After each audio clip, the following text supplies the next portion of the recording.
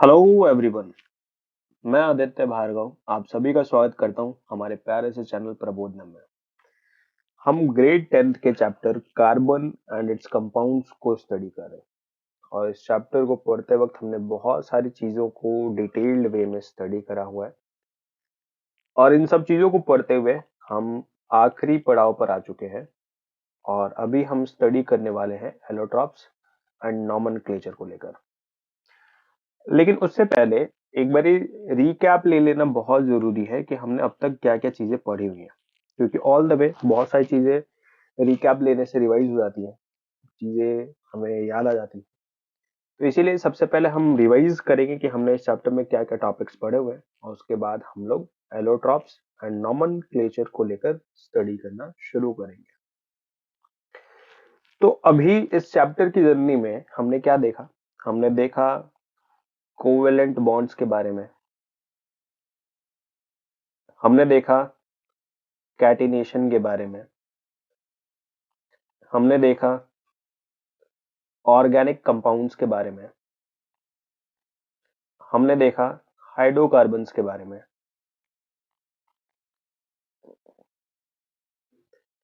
हमने हाइड्रोकार्बन्स में saturated hydrocarbons and unsaturated hydrocarbons के बारे में भी देखा। इसके साथ साथ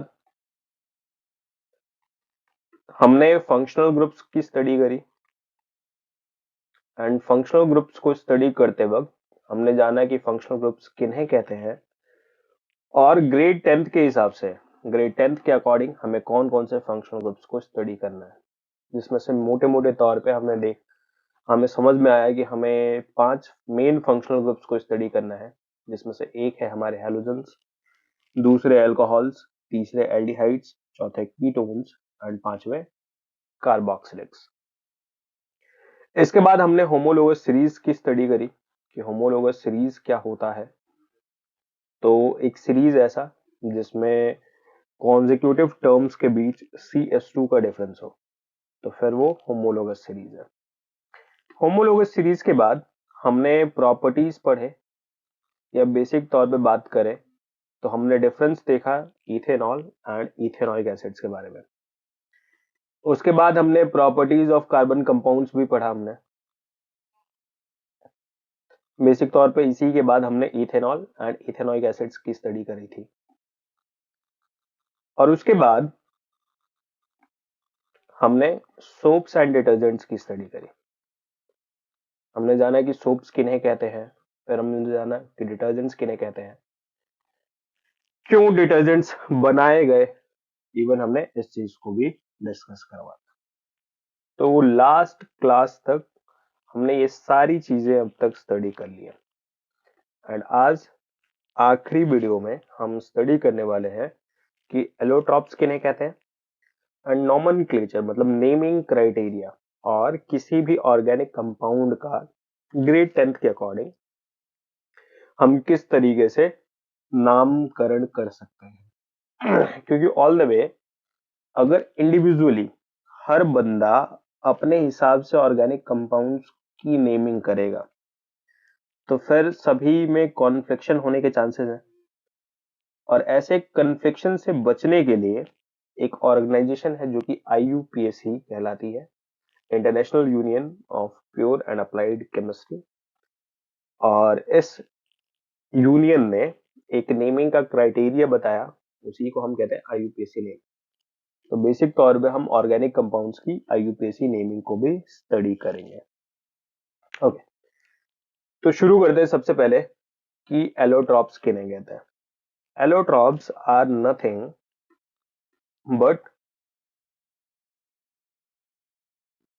two or more forms, existence of an element in two or more forms which have different physical properties but identical chemical properties।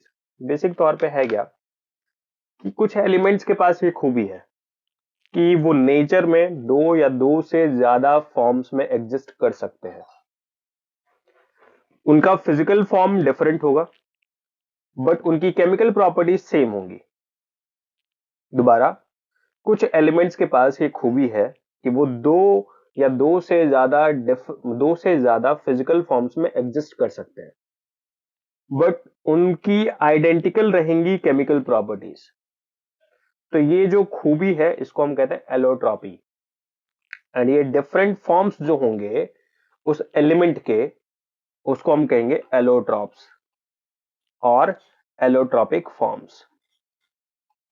दोबारा क्या बोला मैंने कि कुछ एलिमेंट्स के पास ये खूबी है कि वो दो से ज्यादा फिजिकल फॉर्म्स में एग्जिस्ट कर सकते हैं, remaining there chemical properties identical. उनकी केमिकल प्रॉपर्टीज सेम रहेंगी बट फिजिकल प्रॉपर्टीज डिफर कर सकती हैं। तो ये जो दो से ज्यादा डिफरेंट फॉर्म्स हैं, इन्हीं फॉर्म्स को हम कहते हैं एलोट्रॉप्स। और इस डिफरेंट फॉर्म्स में एग्जिस्ट होने की प्रॉपर्टी को और फिनोमेना को हम लोग कहते हैं एलोट्रॉपी। तो एलोट्रॉपी बेसिक तौर पे फिनोमेना को कहते हैं। एंड ये जो डिफरेंट फॉर्म्स होते हैं एक एलिमेंट के, इन डिफरेंट फॉर्म्स को हम एलोट्रॉप्स कहते हैं। एग्जाम्पल के तौर पे अगर आप कार्बन को देखो तो कार्बन इन 3 फॉर्म्स में एग्जिस्ट कर सकता है, डायमंड, ग्रेफाइट एंड फुलरीन। इन तीनों फॉर्म्स को हम अगर देखें ध्यान से तो इन तीनों फॉर्म्स में फिजिकल स्ट्रक्चर बिल्कुल डिफर है। अगर आप डायमंड का स्ट्रक्चर देख रहे हो तो इसका स्ट्रक्चर टेट्राहेड्रल है। वही ग्रेफाइट का स्ट्रक्चर देख रहे हो तो आपको हेक्सागोनल रिंग्स दिखाई दे रही होंगी। बट फुलरीन को देख रहे होंगे अगर आप तो आपको दिखाई दे रहा होगा कि इसमें हेक्सागोनल स्ट्रक्चर्स भी हैं एंड साथ में पेंटागोनल स्ट्रक्चर्स भी हैं।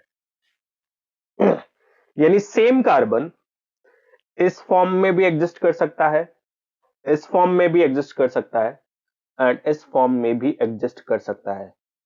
यानी carbon has property to be existed in different forms. ये डिफरेंट फिजिकल फॉर्म्स है बट इन सब की केमिकल प्रॉपर्टी सेम है। चाहे आप डायमंड को जलाओ, चाहे आप ग्रेफाइट को जलाओ, चाहे आप फुलरीन को जलाओ, तीनों के कंबशन से आपको एक ही गैस मिलेगी, वो है कार्बन डाइऑक्साइड, जो कि लाइम वाटर टेस्ट पास करेगी। इसका मतलब ये कि सिर्फ फिजिकल प्रॉपर्टीज डिफरेंट है इनकी, लेकिन केमिकल प्रॉपर्टीज इन सभी की सेम है। तो ये जो आपको डिफरेंट फॉर्म्स दिखाई दे रहे हैं कार्बन के, इनको हम कहेंगे एलोट्रॉपिक फॉर्म्स ऑफ कार्बन। तो ये कार्बन के एलोट्रॉपिक फॉर्म्स या फिर एलोट्रॉप्स कहलाए जाएंगे। आप देख रहे होंगे कि डायमंड में टेट्राहेड्रल स्ट्रक्चर है। टेट्राहेड्रल में होता क्या है कि ये कार्बन के एटम्स हैं सारे के सारे। तो आप देख रहे हो कि एक कार्बन का एटम जो है वो 4 डिफरेंट कार्बन के एटम्स के साथ अरेंज्ड है एंड इस तरीके का स्ट्रक्चर बना के बैठा हुआ है। अगर मैं इसको दिखाने की कोशिश करूं तो कुछ इस तरीके का स्ट्रक्चर है। एक एटम, दूसरा एटम, तीसरा एटम, सिमिलरली चौथा एटम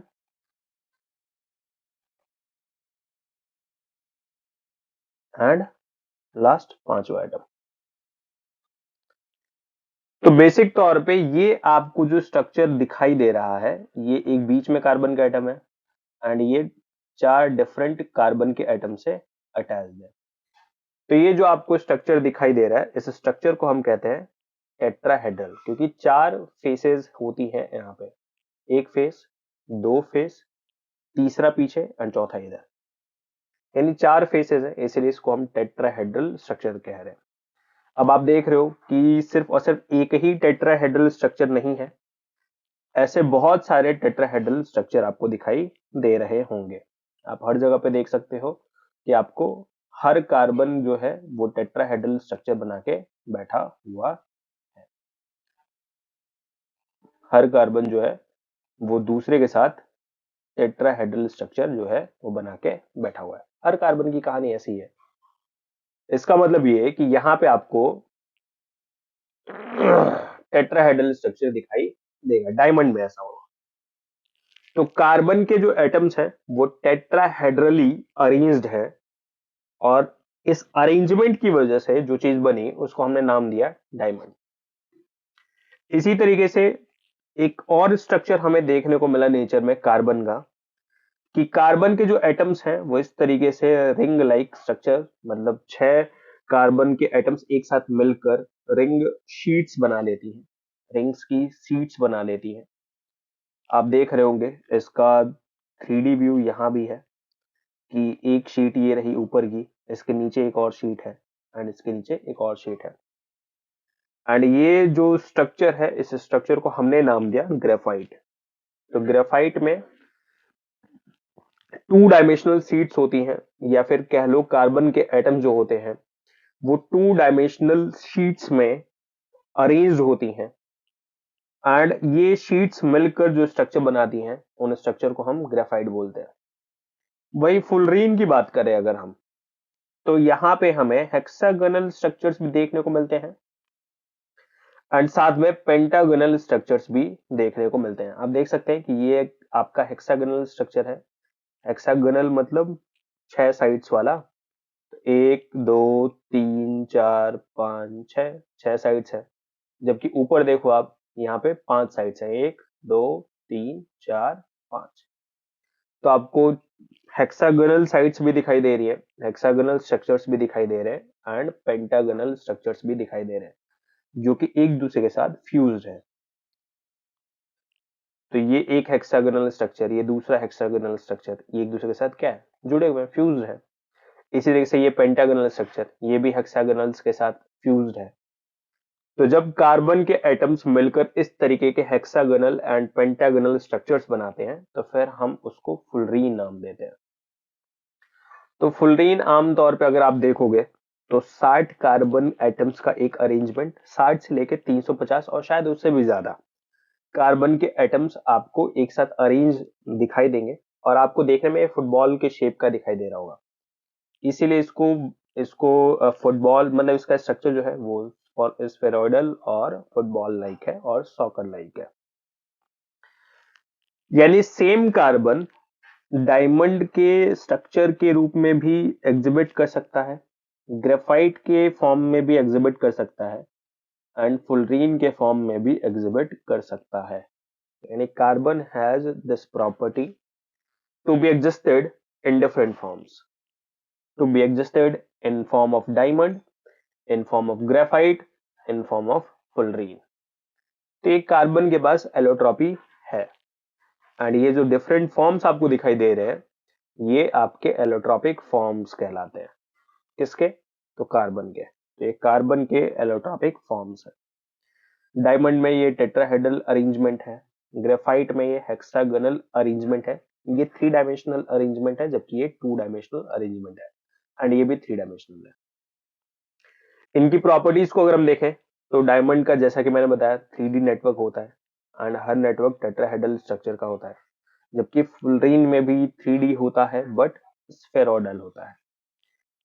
फुलरीन के केस में एक चीज बता देना चाहता हूं मैं, कि C60 बोले तो 60 कार्बन का जो स्ट्रक्चर है वो मोस्ट स्टेबल आपको देखने को मिलता है।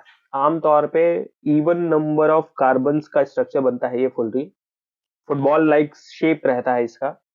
तो 60 का हो सकता है, 62 का हो सकता है, 100 का हो सकता है, 350 और अब भी हो सकते हैं, माइट बी। बट आमतौर पे इसका शेप जो देखने को मिलेगा वो आपको फुटबॉल लाइक देखने को मिलेगा। वही ग्रेफाइट की बात करें तो जैसा कि मैंने बताया 2 डायमेंशनल शीट्स होती हैं, एक शीट के नीचे दूसरी शीट, उसके नीचे तीसरी, उसके नीचे चौथी, और ये शीट्स एक दूसरे से अटैच्ड होती है। तो फिर जो स्ट्रक्चर बनता है उसको हम ग्रेफाइट बोलते हैं। तो ग्रेफाइट में कार्बन के जो एटम्स होते हैं वो 2D शीट्स में अरेंज्ड होते हैं, और हर शीट में आपको बहुत सारे हेक्सागोनल रिंग्स दिखाई देंगी। ओके, डायमंड की बात करें तो ये हार्डेस्ट नेचुरल सब्सटेंस है टिल नोन, जबकि ग्रेफाइट की बात करें तो ये सॉफ्ट होता है एंड ग्रीजी होता है। इसी की वजह से आपने बहुत बार सुना होगा कि मशीन्स में, हैवी मशीन्स में ग्रीस के रूप में हम लोग ग्रेफाइट को यूज करते हैं। ग्रीस आपको शायद पता भी होगा कि जैसे मशीन्स जो मूवेबल पार्ट्स होते हैं मशीन्स के, उनके बीच में इसको यूज करते हैं ताकि वो वियर एंड टियर ना हो। तो ग्रीजिंग जो होती है वो बेसिक तौर पे लुब्रिकेशन का काम करती है। वही फुलरीन की बात करें तो ये ना ही हार्ड होता है ना ही सॉफ्ट होता है, ये ऑप्टिमम है, ज्यादा हार्ड भी नहीं है ज्यादा सॉफ्ट भी नहीं है। डायमंड को देखो तो बैड कंडक्टर है इलेक्ट्रिसिटी का, बट गुड कंडक्टर है हीट का। हीट आसानी से कंडक्ट कर सकता है, बट इलेक्ट्रिसिटी आसानी से कंडक्ट नहीं कर सकता। ग्रेफाइट दोनों को ही कंडक्ट कर सकता है, तो ये गुड कंडक्टर है हीट का भी इलेक्ट्रिसिटी का भी। डायमंड ट्रांसपेरेंट होता है, डायमंड किसने नहीं देखा हुआ फिल्मों में और शायद सामने से भी। एंड ग्रेफाइट की बात करें तो ओपेक होता है ये अनरिएक्टिव होता है डायमंड, जबकि ग्रेफाइट देखे तो ये रिएक्टिव होता है, ये रिएक्शन कर सकता है। तो अभी हमने एलोट्रॉप्स के बारे में जाना कि एलोट्रॉप्स क्या होते हैं। कुछ नहीं सर, एक एलिमेंट के डिफरेंट फॉर्म्स होते हैं जिनकी फिजिकल प्रॉपर्टीज अलग है, फॉर्म्स अलग है तो फिजिकल प्रॉपर्टी अलग है, बट केमिकल प्रॉपर्टी सभी की सेम रहेंगी। कार्बन के एलोटॉप्स कौन कौन से हैं? तो 3 कार्बन के एलोटॉप्स हमने देखे, diamond, graphite and fullerene. And fullerene बहुत सारे होते हैं, उसमें से C60 बोले तो 60 कार्बन का जो स्ट्रक्चर है वो काफी फेमस है क्योंकि वो काफी ज्यादा ही स्टेबल है। हमने इसके बारे में भी देख लिया। ओके, अब बात करते हैं नॉमेनक्लेचर को लेकर, क्योंकि नॉमेनक्लेचर एक काफी ज्यादा ही क्रूशियल टॉपिक है, इसलिए हमने इसको लास्ट के लिए बचा के रखा हुआ था। और ध्यान से सुनने का, इजी सा टॉपिक है, काफी टफ भी नहीं है। नॉमेनक्लेचर का मतलब है नेमिंग। जैसे एक बच्चा जन्म लेता है तो उसको एक आइडेंटिटी के लिए हम उसको एक नाम दे देते हैं। इसी तरीके से ऑर्गेनिक कंपाउंड्स और कार्बन कंपाउंड्स का नामकरण अगर हम नहीं करेंगे तो हम पहचानेंगे कैसे कि ये कंपाउंड कौन सा है, ये कंपाउंड कौन सा है। तो इनकी नेमिंग के लिए एक क्राइटेरिया है, और वो क्राइटेरिया किसने डेवलप करा हुआ है? तो आईयूपीएसी ने। तो आईयूपीएसी के अकॉर्डिंग जो नाम बनेगा उस नाम को हम कहेंगे IUPAC naming of that compound. वही कुछ ऐसे भी कार्बन कंपाउंड्स हैं जिनकी आईयूपीएसी नेमिंग तो सभी की है ऑफ कोर्स, लेकिन कुछ के लिए कॉमन नेम भी है। मोस्ट ऑफ द सब्सटेंसेस के कॉमन नेम है, बट ये कॉमन नेमिंग जो होती है वो डिपेंड करती है बहुत सारी चीजों के ऊपर, जिसमें से एक चीज जो मैं बता देना चाहता हूँ कि वो मिला कहां से है। एग्जाम्पल के तौर पे मिथेनोइक एसिड जो है उसको फॉर्मिक एसिड भी कहते हैं। क्यों? क्योंकि वो एंड्स में से, रेड एंड जो होती है जिनको हम फॉर्मिकस बोलते हैं, वहां से मिल सकता है हमें। तो सोर्स से के ऊपर भी डिपेंड करता है उसका कॉमन नेमिंग। पहली बात, नॉमेनक्लेचर मतलब नेमिंग करना। नेमिंग आप दो तरीके से कर सकते हो, common and IUPAC based. IUPAC based जो होता है वो स्टैंडर्ड नेमिंग होता है, जबकि कॉमन नेमिंग जो होता है वो अलग अलग फैक्टर्स पर डिपेंड करता है। उसमें से एक फैक्टर जैसा कि मैंने बताया कि उसका ओरिजिन कहां से है, तो सोर्स ऑफ ओरिजिन से भी हम बेसिक तौर पे कॉमन नेमिंग करते हैं। तो सर हमें कॉमन नेमिंग पढ़नी है या आईयूपीएसी? आपको कॉमन नेम्स किन्हीं के याद रख लेने हैं, बट आपको आईयूपीएसी नेमिंग ध्यान से सीखना है, क्योंकि ऑल द वे आगे जाके जब आप बड़े लेवल पे शायद साइंटिस्ट बनेंगे तो फिर आपको आईयूपीएसी नेमिंग में ही बात करनी है, कॉमन नेम थोड़ा कम हो जाता है। ओके, तो आईयूपीएसी नेमिंग का क्या तरीका है? तरीका यह है कि आपको इन 3 चीजों को फॉलो करना है। सबसे पहले लिखे जाएंगे प्रीफिक्स। प्रीफिक्स क्या होते हैं धीरे धीरे बता दूंगा। वर्ड रूट एंड फिर सफिक्स, यानी पहले प्रीफिक्स लिखे जाएंगे, फिर लिखा जाएगा वर्ड रूट एंड फिर लिखा जाएगा सफिक्स। सफिक्स में दो चीजें रहेंगी। पहली चीज तो रहेगी टाइप ऑफ हाइड्रोकार्बन, ये जो कंपाउंड है वो किस टाइप का है। क्या वो एल्केन है तो फिर एन लिखा जाएगा, क्या वो एल्कीन है तो फिर इन लिखा जाएगा, क्या वो एल्काइन है तो फिर आइन लिखा जाएगा। टाइप ऑफ हाइड्रोकार्बन के बाद अगर फंक्शनल ग्रुप लिखा हुआ है या फंक्शनल ग्रुप प्रेजेंट है वहां पर, तो फिर आपको फंक्शनल ग्रुप लिखने का है। हो सकता है कि आपके पास एक एल्कीन चेन दे रखा एंड उस चेन में, उस एल्कीन चेन में आपने कहीं शायद OH ग्रुप भी देख लिया।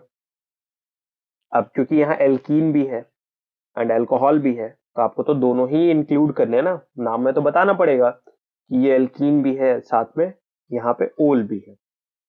तो सबसे पहले वर्ड रूट के बाद आप टाइप ऑफ हाइड्रोकार्बन में लिखोगे, मेंशन करोगे, तो फिर आप इन लिखोगे एंड उसके बाद ओल बोलोगे। कैसे बोलोगे वो अभी समझा दूंगा मैं, बट अभी आपको ये बात ध्यान रखना है कि प्रीफिक्स, प्रीफिक्स में जो चीज पहले फिक्स करनी है, पहले फिक्स किन्हें करनी है, तो हेलोजेंस के नाम जो होते हैं वो पहले फिक्स किए जाते हैं। फिर सब्स्टिट्यूएंट्स के नाम जो होंगे वो आप पहले फिक्स करोगे। सब्स्टिट्यूएंट मतलब मेन चेन के अलावा जो भी हो गया, जो भी बच गया, उसको हम सब्स्टिट्यूएंट बोलेंगे। तो सब्स्टिट्यूएंट्स को हम पहले फिक्स करेंगे। फिर वर्ड रूट होगा, वर्ड रूट होगा बेसिक तौर पे मेन कार्बन की चेन, जो कॉन्टिन्यूअस चेन होगी उसको हम मेन कार्बन की चेन बोलेंगे, उसी को वर्ड रूट के रूप में यूज करेंगे। अगर एक कार्बन की चेन है तो फिर आप मेथ बोलोगे, 2 कार्बन की चेन है फिर आप एथ बोलोगे, 3 कार्बन की चेन है फिर आप प्रॉप बोलोगे, 4 कार्बन की चेन है फिर आप ब्यूट बोलोगे, 5 कार्बन की चेन है तो आप पेंट बोलोगे, एंड 6 कार्बन की चेन है तो फिर आप हेक्स बोलोगे। ये आपका वर्ड रूट के लिए काम आएगा, यानी क्योंकि ऑल द वे आपको एक कार्बन की चेन सेलेक्ट करनी पड़ेगी कि भाई ये कार्बन की चेन है, एंड इस कार्बन की चेन, अगर इस कार्बन की चेन में 3 है तो फिर आप प्रॉप बोलोगे, एंड तीनों के तीनों अगर सिंगल बॉन्ड से जुड़े हुए हैं तो फिर आप प्रॉप के बाद, वर्ड रूट तो लिख दिया आपने, उसके बाद आप टाइप ऑफ हाइड्रोकार्बन बताओगे और उसके बाद आप फंक्शनल ग्रुप को बताओगे। ओके, उसके बाद जो कुछ भी एडेड होगा उसको हम प्रीफिक्स में डालेंगे, एंड प्रीफिक्स में हम किस तरीके से नाम लिखेंगे वो अभी मैं थोड़ी देर में समझा दूंगा। एक दो एग्जांपल लेंगे हम, उससे हमें आइडिया लग जाएगा। यानी तरीका क्या रहेगा, कुछ प्रीफिक्स में है तो पहले प्रीफिक्स में डालो, फिर वर्ड रूट लिखो, फिर टाइप ऑफ हाइड्रोकार्बन लिखो, एंड उसके बाद फंक्शनल ग्रुप को लिखो। तो type of hydrocarbon and functional group ये आपके सफिक्स में काउंट होते हैं। तो IUPAC की नेमिंग इसी तरीके से होती है। ठीक है, फंक्शनल ग्रुप याद दिला दूं मैं, भाई हमने 5 फंक्शनल ग्रुप पढ़े थे। हेलोजेंस पढ़े थे, अल्कोहल्स पढ़े थे, एल्डिहाइड्स पढ़े थे, कीटोन्स एंड कार्बोक्सिलिक्स। हेलोजन में हमारे पास क्लोरीन है, ब्रोमीन है, सॉरी शुरू से ही कर लेते हैं। हेलोजेंस में हमारे पास फ्लोरीन है, क्लोरीन है, ब्रोमीन है, आयोडीन है। तो फ्लोरीन के लिए अपन नाम क्या लिखेंगे, फ्लोरो, क्लोरीन के लिए क्लोरो, ब्रोमीन के लिए ब्रोमो, एंड आयोडीन के लिए लिखेंगे हम आइडो।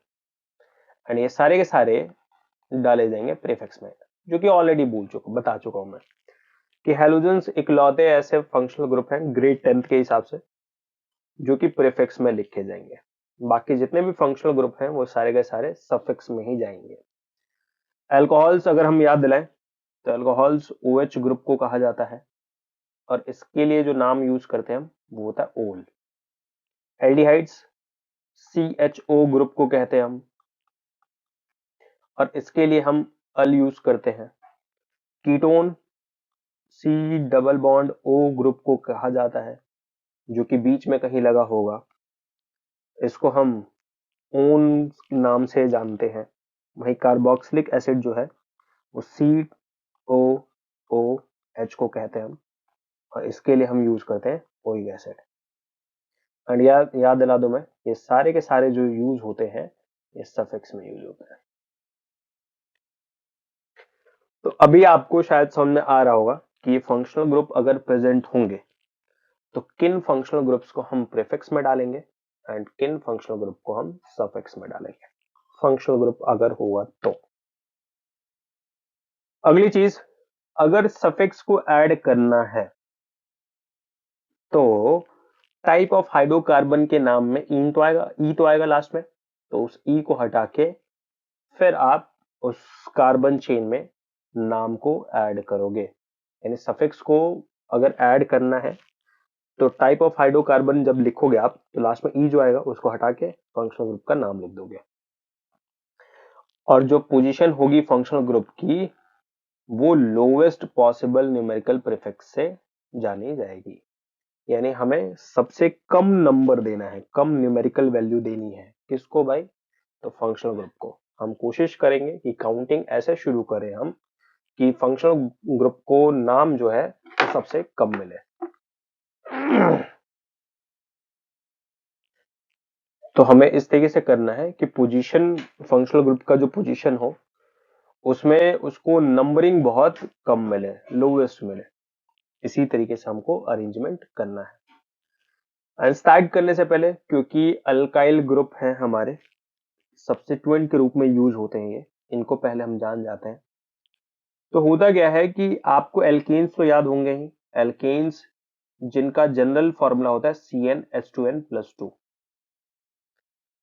जिन एल्केन्स में से एक हाइड्रोजन कम कर दो तो फिर जो चीज बनेगी वो होगी एल्काइल। एग्जाम्पल के तौर पे मीथेन है आपका CH4, इसमें से एक हाइड्रोजन रिमूव कर दो तो क्या बनेगा? CH3। एक बॉन्ड फ्री रहेगा, ऑफ कोर्स इसी बॉन्ड से वो कहीं जुड़ेगा। तो ये अगर मीथेन है तो फिर ये है आपका मिथाइल। इसी तरीके से C2H6 इथेन होता है, इसमें से एक H माइनस कर दो तो मिलेगा आपको C2H5। ये अगर इथेन है तो फिर हम इसको इथाइल बोलेंगे। यानी अगर एल्कीन्स में से एक हाइड्रोजन रिमूव कर दो, एक हाइड्रोजन कम कर दो, तो जो चीज मिलेगी, जो हाइड्रोकार्बन मिलेगा उसको हम अल्काइल ग्रुप बोलते हैं।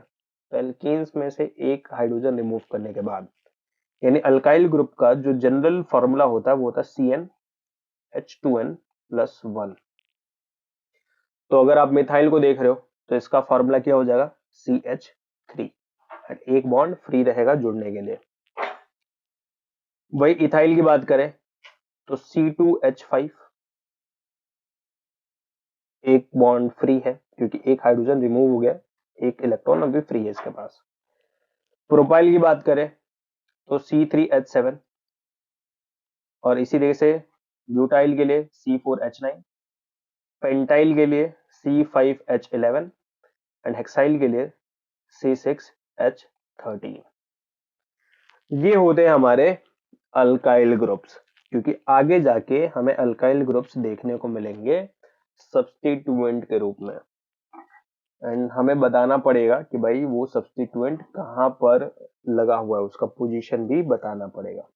आगे हम डिस्कस करेंगे कि पोजीशन कैसे बताएंगे, लेकिन उससे पहले आपको कुछ बेसिक फैक्ट्स पता होनी चाहिए थी, वो शायद अभी तक आपको पता चल चुकी है। क्या क्या?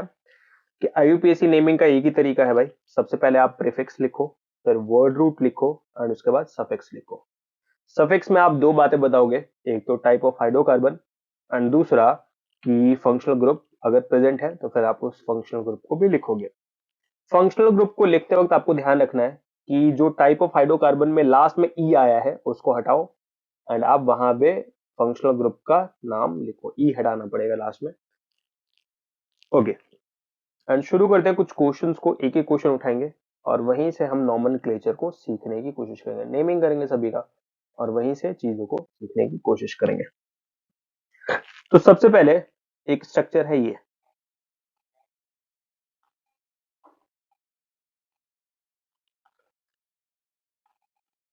किसी भी स्ट्रक्चर को आप पहले पॉज करना और फिर ट्राई करना, और ट्राई करने के बाद फिर आप उसके सॉल्यूशन को देखने की कोशिश करना।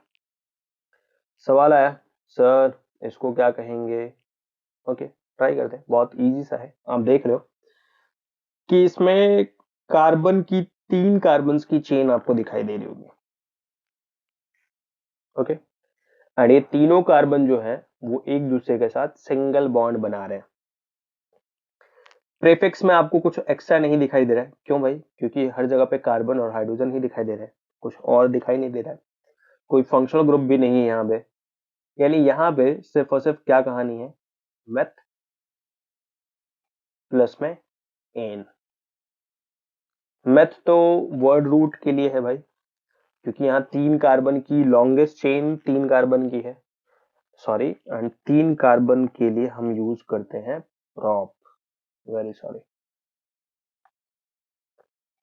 एंड 3 कार्बन के लिए अपन यूज क्या करते हैं, प्रॉप। तो ये हो गया prop plus N, propane.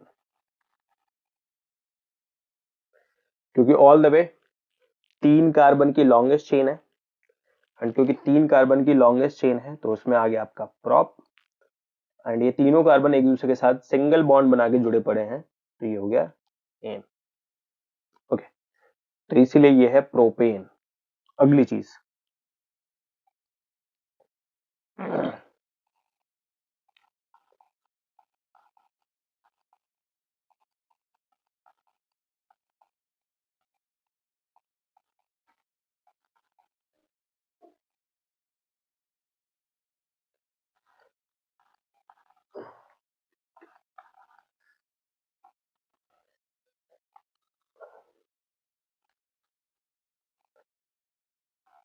Okay, अब इसका नाम क्या है?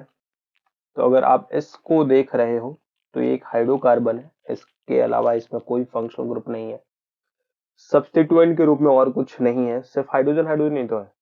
तो फिर हम इसको क्या बोलेंगे, पहले देख लेते हैं कि हमारी मेन कार्बन चेन जो है उसमें टोटल कितने कार्बन हैं। तो मेन चेन में 4 कार्बन हैं, ठीक है। 4 कार्बन के लिए अपन यूज करते हैं ब्यूट, क्योंकि सब्स्टिट्यूएंट्स नहीं है, कुछ भी हैलोजेंस नहीं है, तो प्रीफिक्स तो है ही नहीं भाई। नेमिंग का क्या तरीका है, prefix plus word root plus में सफिक्स। अब यहाँ प्रीफिक्स है नहीं तो प्रीफिक्स नहीं लिखा हमने, वर्ड रूट है, ब्यूट है, क्योंकि 4 कार्बन की चेन है उसको ब्यूट बोलते हैं। सफिक्स में 2 बातें बतानी होती हैं, एक तो टाइप ऑफ हाइड्रोकार्बन एंड दूसरा फंक्शनल ग्रुप। फंक्शनल ग्रुप है ही नहीं तो फिर कोई जरूरत नहीं है, हमें सिर्फ टाइप ऑफ हाइड्रोकार्बन यूज करना पड़ेगा। एंड टाइप ऑफ हाइड्रोकार्बन अगर आप देख रहे हो तो भाई कार्बन कार्बन के बीच एक डबल बॉन्ड भी है, एंड डबल बॉन्ड होने का मतलब है ईन, एल्कीन फैमिली है यहाँ पे, एंड एल्कीन फैमिली के लिए हम क्या यूज करते हैं, ईन। तो ये क्या हो गया, ब्यूटीन। अच्छा, वैसे हमें ये बताना पड़ेगा कि ये जो एल्कीन लगा हुआ है ये ग्रुप कहां पर है, तो काउंटिंग करनी पड़ेगी उसके लिए। अब काउंटिंग करने के 2 तरीके हैं, आइदर आप काउंटिंग इधर से करो और इधर से करो, बट काउंटिंग करते वक्त आपको ये ध्यान रखना है कि जो भी एडेड चीजें हैं, जो भी एक्स्ट्रा चीजें हैं, आइदर फंक्शनल ग्रुप वगैरह, वो आपके लोएस्ट पॉसिबल नंबर पे लाई करें। अगर आप इधर से काउंटिंग शुरू करते हैं तो फिर ये 3rd कार्बन पे डबल बॉन्ड दिखाई देगा, लेकिन अगर आप इधर से काउंटिंग शुरू करते हो तो आपको पहले कार्बन पे डबल बॉन्ड दिखाई दे जाएगा। तो काउंटिंग इधर से करें सर, इस केस में काउंटिंग आप राइट से लेफ्ट की तरफ कर दो, इजी रहेगा। इसका मतलब ये कि हमें क्या बोलना चाहिए था, इन रियलिटी हमें बोलना चाहिए था ब्यूट 1 ईन। बताना पड़ेगा ना कि पहले पे ईन है, एल्कीन ग्रुप लगा हुआ है। होता क्या है कि 1 लिखो ना लिखो कोई फर्क नहीं पड़ता, की फर्क पड़ना सर, तो इसीलिए हम इसको ब्यूटीन भी बोल सकते हैं, लेकिन इन रियलिटी ये होता है ब्यूट 1 ईन। ओके, अगली चीज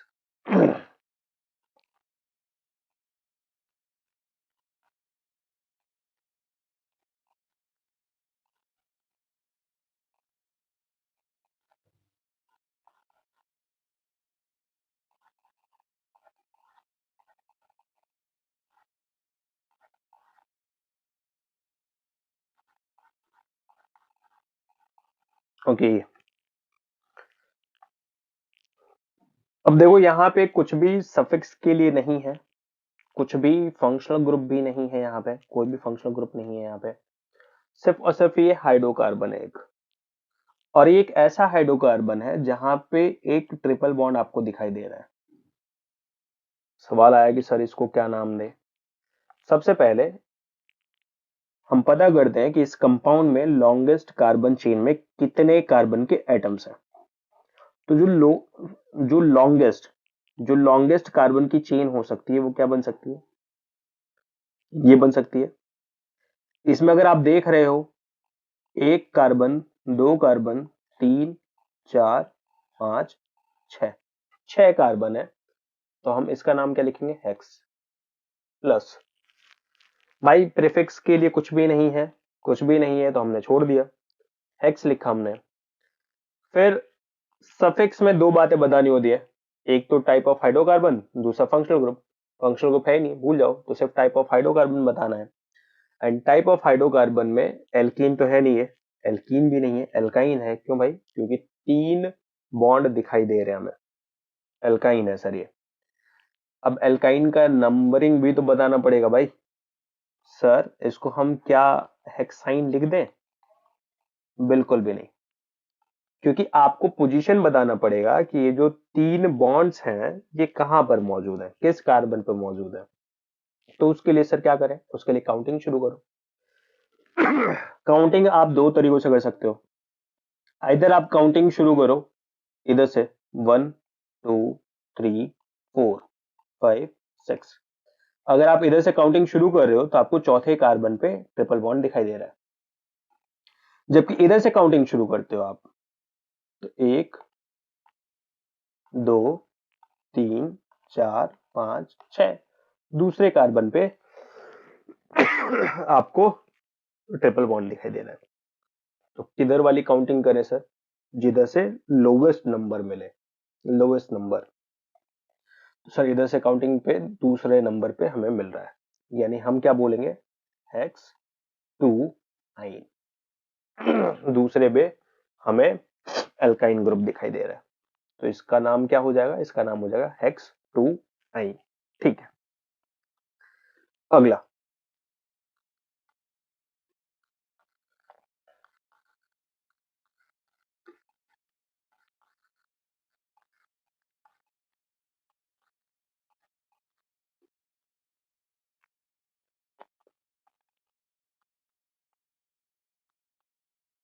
ओके, अगर आप इसको देख रहे हो तो इसमें एक फंक्शनल ग्रुप अब आपको दिखाई दे रहा होगा, OH, अल्कोहल फंक्शनल ग्रुप है ये। एंड अल्कोहल फंक्शनल ग्रुप आपके 4 कार्बन के मेन चेन में दिखाई दे रही होगी। सर अगर हम इधर से काउंटिंग करें तो फंक्शनल ग्रुप चौथे नंबर पे दिखाई दे रहा है, जबकि इधर से काउंटिंग करें अगर तो फंक्शनल ग्रुप हमें पहले कार्बन पे ही दिखाई दे जा रहा है। तो काउंटिंग किधर से करेंगे, उधर से जिधर से लोवेस्ट नंबर मिलेगा हमारे फंक्शनल ग्रुप को। तो लोवेस्ट नंबर हमें यहां से मिल रहा है, तो हम कहेंगे कि पहले पर ओल लगा हुआ है। ठीक है, लेकिन उससे पहले सर प्रीफिक्स में है कुछ, कुछ भी नहीं है। वर्ड रूट है, हाँ वर्ड रूट है, हमारा 4 कार्बन का चेन है ये, तो वर्ड रूट हो गया ब्यूट। सारे के सारे क्या है, सिंगल बॉन्ड से जुड़े हुए हैं ऑफ कोर्स, तो फिर सिंगल बॉन्ड से जुड़े हुए हैं तो हम क्या बोलेंगे, एन। साथ में क्या है, ओल लगा हुआ है, अल्कोहल लगा हुआ है। किस पे लगा हुआ है सर, पहले पे ओल लगा हुआ है।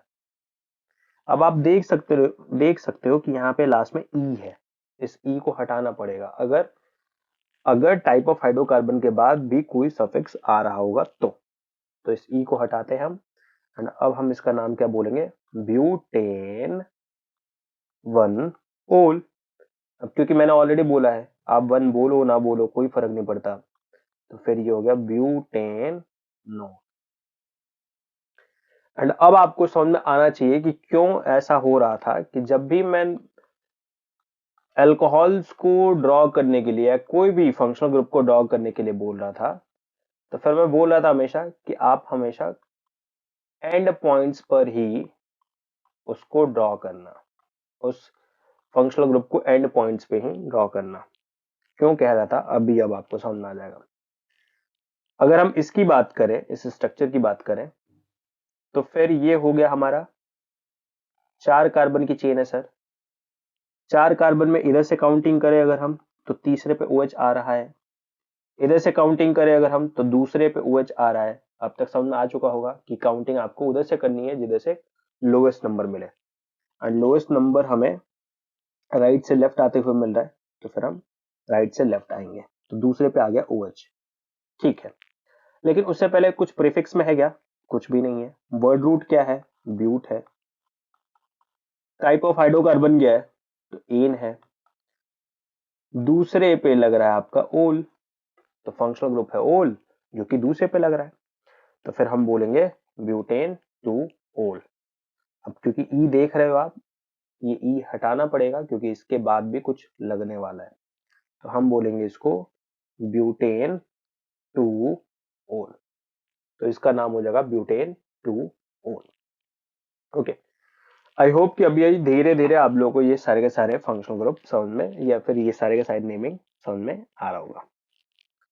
आगे एक स्ट्रक्चर ये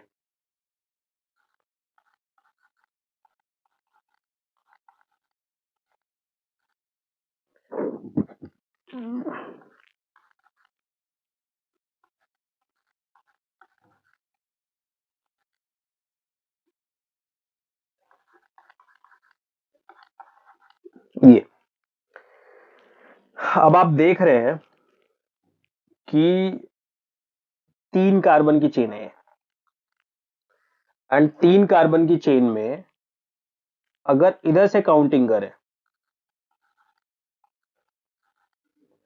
तो तीसरे पे आएगा फंक्शनल ग्रुप एंड पहले पे आएगा आपका एल्कीन ग्रुप। जबकि इधर से काउंटिंग करें तो पहले पे आएगा आपका फंक्शनल ग्रुप OH एंड दूसरे पे आएगा आपका ईन ग्रुप। तो किधर से काउंटिंग करें sir? Sir lowest number functional group को इधर से मिलेगा, तो अपने को राइट वर्ड काउंटिंग, राइट से लेफ्ट की तरफ मतलब लेफ्ट वर्ड काउंटिंग करनी पड़ेगी। एंड पहले पे हमें फंक्शनल ग्रुप मिल गया एंड दूसरे पे हमें मिल गया क्या चीज? तो दूसरे पे मिल गया हमें ईन ग्रुप। तो हम क्या नाम देंगे इसको? इसको नाम देंगे हम prop two ene one ol. Sir prop तो समझ में आ गया कि 3 कार्बन की चेन है तो हमने प्रॉप दे दिया। टू इन क्यों? क्योंकि दूसरे कार्बन पे लग रहा है alkene group. Oh, and one ol क्यों? क्योंकि पहले पे लग रहा है ओल बोले तो अल्कोहल ग्रुप, इसीलिए हमने इसको बोला है prop to in one ol. ठीक है, ओके। अगला स्ट्रक्चर किसी भी स्ट्रक्चर को प्लीज पॉज करो, पहले खुद उसका नाम ट्राई करो एंड फिर आप आगे बढ़ना।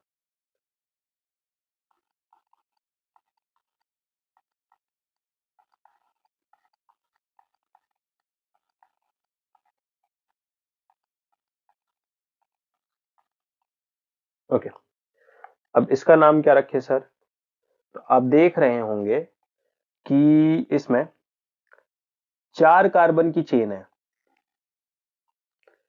और इस 4 कार्बन की चेन में फंक्शनल ग्रुप भी जुड़ा हुआ है जो कि है COOH। आपको याद होगा मैंने पहले ही बताया हुआ है कि ऐसा कोई भी फंक्शनल ग्रुप जिसमें कार्बन है तो फिर उस फंक्शनल ग्रुप को मेन चेन का ही पार्ट माना जाएगा, यानी ये मेन चेन में इस फंक्शनल ग्रुप का कार्बन माना जाएगा। तो टोटल कितने कार्बन है? 4 कार्बन है सर। कौन सा फंक्शनल ग्रुप है यहाँ पे? तो कार्बोक्सिलिक फंक्शनल ग्रुप है। क्या कोई और प्रीफिक्स है? कुछ भी नहीं है। क्या कुछ और भी ऐसा है जो कि आपने फंक्शनल ग्रुप में या फिर कहीं सफिक्स में यूज करना है? कुछ भी नहीं है, सिर्फ एक हाइड्रोकार्बन है जिसमें फंक्शनल ग्रुप लगा हुआ है। ठीक है, तो सबसे पहले वर्ड रूट पकड़ लो भाई। वर्ड रूट हो गया हमारा 4 कार्बन का है तो ब्यूट हो गया। चारों कार्बन एक दूसरे के साथ सिंगल बॉन्ड में लगे हुए हैं तो फिर ये हो गया एन। साथ में आपका कार्बोक्सिलिक ग्रुप लगा हुआ है एंड कार्बोक्सिलिक ग्रुप लगा हुआ है तो एक एसिड। एंड ई आपको हटाना पड़ेगा क्योंकि इसके आगे भी सफिक्स है, तो ये हो गया ब्यूटेनोइक एसिड। ओके, अगर सर इसमें डबल बॉन्ड होता तो फिर वही कहानी वैसे ही चलता अपना। मान लो कि डबल बॉन्ड होता अगर CH डबल बॉन्ड COOH। अगर ऐसा होता तो फिर हम कैसे करते हैं, वही काउंटिंग शुरू करो भाई। किधर से काउंटिंग करोगे? अगर इधर से काउंटिंग करोगे तो दूसरे पे डबल बॉन्ड, चौथे पे आपका फंक्शनल ग्रुप, जबकि इधर से तो पहले पे फंक्शनल ग्रुप, दूसरे पे डबल बॉन्ड, तीसरा, चौथा। ठीक है, तो फिर हमें काउंटिंग उल्टा ही करना पड़ेगा, बोले तो लेफ्टवर्ड चलना पड़ेगा, ताकि लोवेस्ट नंबर मिले हमारे फंक्शनल ग्रुप को। तो दूसरे पे आ गया हमारा क्या चीज, ये हमारा एल्कीन ग्रुप और डबल बॉन्ड। तो हम इसको नाम क्या देंगे भाई, 4 कार्बन है तो ब्यूट, फिर आपका दूसरे पे आ गया इन, तो but 2 ene plus 1 oic acid. अब 1 लिखो ना लिखो कोई फर्क नहीं पड़ता, तो फिर आप इसको क्या बोलोगे, butene 2 ene oic acid, oic acid. वैसे इन रियलिटी ये नाम होना चाहिए। ठीक है, आई होप आप लोगों को अभी सारी चीजें, सारे के सारे नॉमेनक्लेचर्स, नेमिंग आप लोगों को थोड़ा थोड़ा समझ में आ रहा होगा। ओके, अगली चीज, एक अल्काइल ग्रुप लगा के,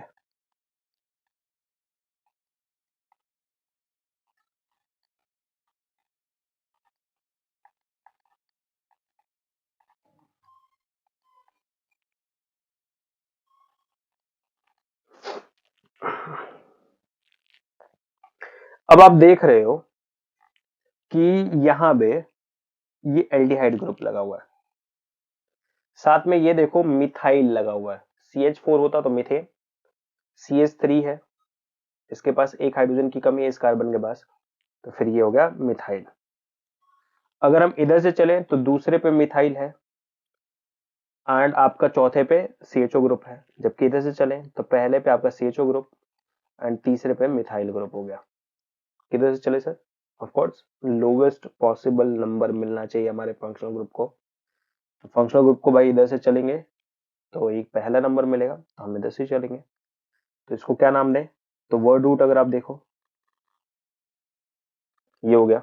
अच्छा, यहाँ पे अगर आप पॉसिबल जो चेन, लॉन्ग चेन्स देखना चाहोगे तो ऐसे देख सकते हो आप, एक चेन ये बन सकती है, एक चेन ये बन सकती है। देखो इसमें तो 3 ही कार्बन थे इस वाले चेन में, लेकिन इस वाले चेन में आपको 4 कार्बन दिखाई दे रहे होंगे। एक चेन ये बन सकती है, इसमें भी आपको 4 कार्बन ही दिखाई दे रहे होंगे। तो कोई भी एक चेन उठाओ जिसमें लॉन्गेस्ट कार्बन या फिर लॉन्गेस्ट चेन हो जिसमें नंबर ऑफ कार्बन एटम ज्यादा हो। तो ऑफ कोर्स 3 वाला तो आपको सुटेबल करेगा, सूट नहीं करेगा, 4 कार्बन वाला उठा लो भाई। तो आप चाहो तो ये उठा लो और चाहो तो ये उठा लो। तो हमने सिंपल सा सीधी चेन हमने अपना लिया है। सीधी चेन में अगर हम बात करें तो हम लेफ्टवर्ड चलने वाले हैं, क्योंकि लेफ्टवर्ड में पहले नंबर पे हमारा CHO आ जाएगा एंड तीसरे नंबर पे हमारा मिथाइल आ जाएगा। तो इसका नाम क्या लिखा जाएगा, अब देखो मिथाइल आपका सब्स्टिट्यूएंट रूप में आएगा, एंड सब्स्टिट्यूएंट्स हमेशा पहले लगाए जाते हैं, तो फिर हम इसको क्या बोलेंगे, 3 मिथाइल। आ गया ना, तीसरे में बताया ना मैंने कि मिथाइल है, ये तो हो गया, और कुछ तो है नहीं प्रीफिक्स में। अब आ जाओ वर्ड रूट, 4 कार्बन की चेन है एंड 4 कार्बन की चेन है, तो फिर हम बोलेंगे ब्यूट। चारों कार्बन एक दूसरे के साथ सिंगल बॉन्ड लगे हुए हैं, तो एन एंड ब्यूटेन, साथ में पहले पे लगा हुआ है एल्डिहाइड, एंड एल्डिहाइड के लिए हम क्या बोलेंगे, अल। तो ब्यूटेन 1 अल। तो 1 बोलो ना बोलो कोई फर्क नहीं पड़ता, तो आप डायरेक्टली चाहो तो 3 मिथाइल ब्यूटेनल बोल सकते हो। इसी तरीके से अगर एक और क्वेश्चन करें हम,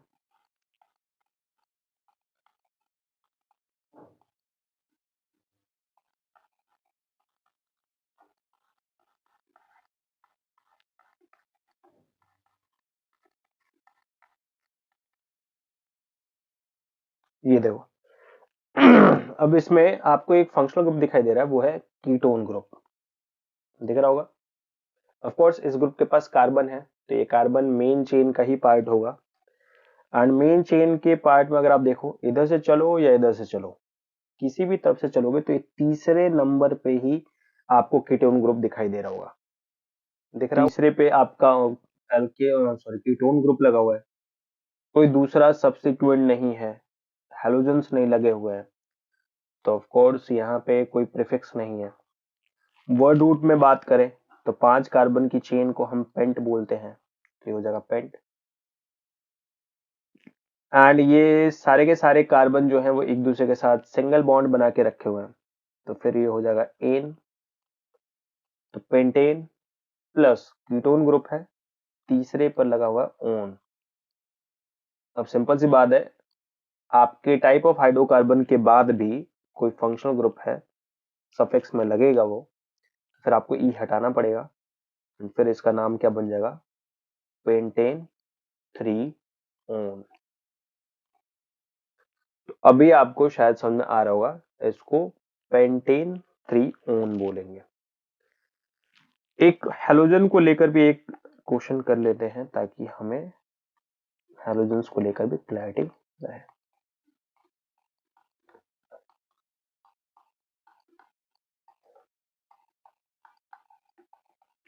हेलोजेंस के बारे में मैंने ऑलरेडी बोला है कि इनके नाम हमेशा प्रीफिक्स में लगेंगे, तो Cl है तो क्लोरो, क्योंकि पहले पे ये Cl तो 1 क्लोरो बोल दो, साथ में 4 कार्बन की चेन है तो ब्यूट, सिंगल बॉन्ड्स हैं एन, और कोई फंक्शनल ग्रुप नहीं है, क्लोरोब्यूटेन। तो इस तरीके से हम नेमिंग करते हैं। नेमिंग को लेकर और भी क्वेश्चंस करो आप, अगर बाय चांस डाउट हो तो प्लीज कमेंट्स में मार्क करो, ये अच्छा रहेगा, आपको solutions as soon as possible मिलेंगे। एंड अपनी पढ़ाई करते रहो, और इस टॉपिक के साथ हमने इस चैप्टर को फिनिश कर दिया। कहीं भी डाउट हो प्लीज, दोबारा बोल रहा हूं मैं, फ्री टू आस्क। भाई नॉलेज को लेकर कोई समझौता नहीं, नॉलेज के लिए हमेशा मेहनत करनी जरूरी है। ओके, एंड इस टॉपिक के साथ अपन इस चैप्टर को फाइनली द एंड करते हैं। और पसंद आ रही हो वीडियोस तो प्लीज लाइक करो, शेयर करो, सब्सक्राइब करो एंड कमेंट करो।